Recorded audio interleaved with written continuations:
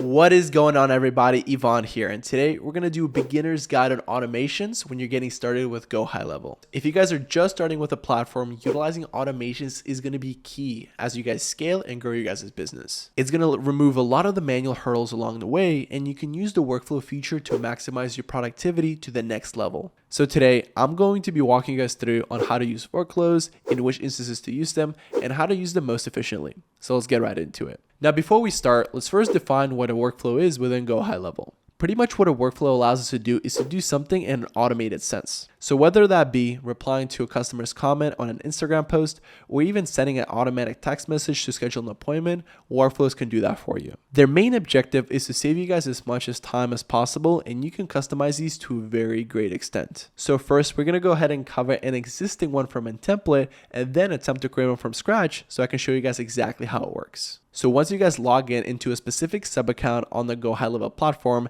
head to automations, and from here you can see all the options for different workflows. So right over here, there's so many different templates, but the one that I resonate with the most is going to be the FAQ auto reply. The reason why this specific workflow resonates with me the most is because when I first started selling stuff on the internet, I had no idea of how many questions are going to come my way. And I'm telling you, they're going to come from different platforms ranging from Facebook, Instagram, Google, stuff like that. So let's go ahead and see how this workflow can help us on a daily basis. Let's go ahead and select it. And from here, we can see that workflows are pretty much made of if-then logic. They're set on certain triggers. So in this example, the triggers are going to be receiving a new chat widget message, Facebook message, Google message, or an Instagram DM. And usually those are going to stem around frequently asked questions. And from here, and this kind of depends on what the situation is, but this branching logic can take us in two different directions. So the first direction is only if the message contains you located in it. But if the message doesn't contain it, it's going to take us in a whole different direction, and that's not going to be much stuff there. But again, this is a template, so we can actually modify it to whatever we want it to be. So right over here, if we click on this condition right over here, we see that the current trigger is message contains you located, but we can also set up different triggers along the way. But in this specific scenario, this is going to be the only condition that we're looking at. But the cool part about HighLevel is as you guys grow, you can actually add different branches,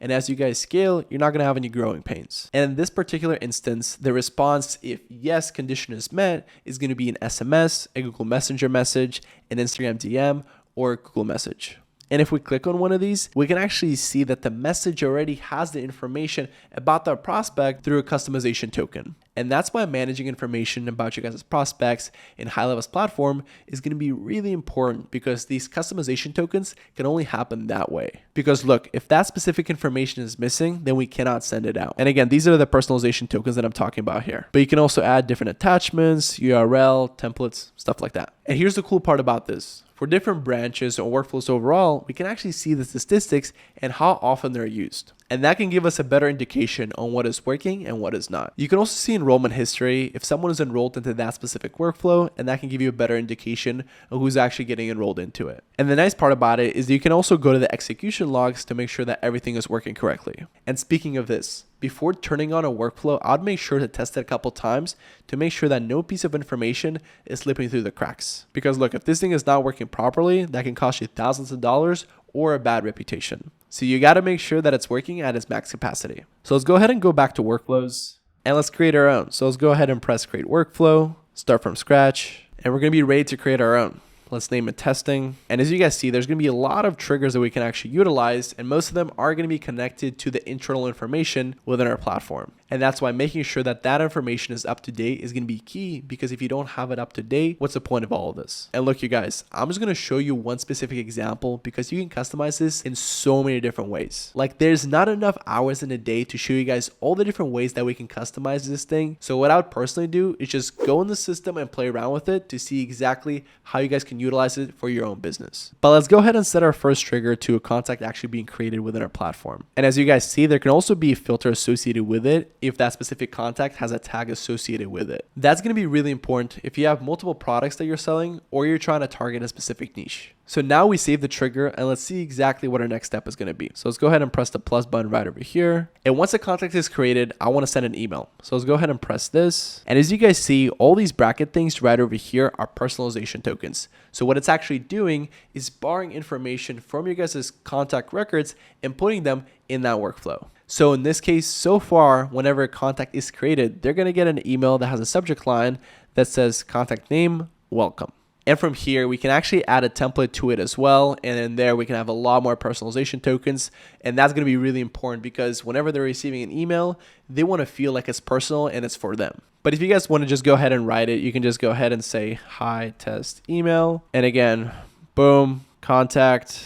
It can be city. But again, if you guys just want to go ahead and write it in, you can do so as well. And you can manually go ahead and improve different customization tokens or even trigger links. So let's go ahead and save this action. So as you guys see through this work on the road, I'm going to add 2 conditional statements here. The first one is going to be if a person has the letter A in their full name. So let's go ahead and save action. And the other branch is going to have the exact same thing, but completely opposite because it's not going to contain letter A. So let's go ahead and save action. Boom. And now you guys have 3 different options. There's going to be 2 different branches and one that has none. And as you guys see, you can grow this to a really large extent where you can customize it in any way you want without knowing a single line of code. And look, for all the communications that you guys are going to be making within workflows, what I would personally do is also add different wait times. And to do that, just go to action, press wait, and you can add different time delays for a specific action to occur. And again, there's so many different directions we can take this in. Like for example, if a person has a letter A, we can send them another email, do a text message, right? Add them to a specific pipeline, deal record, etc.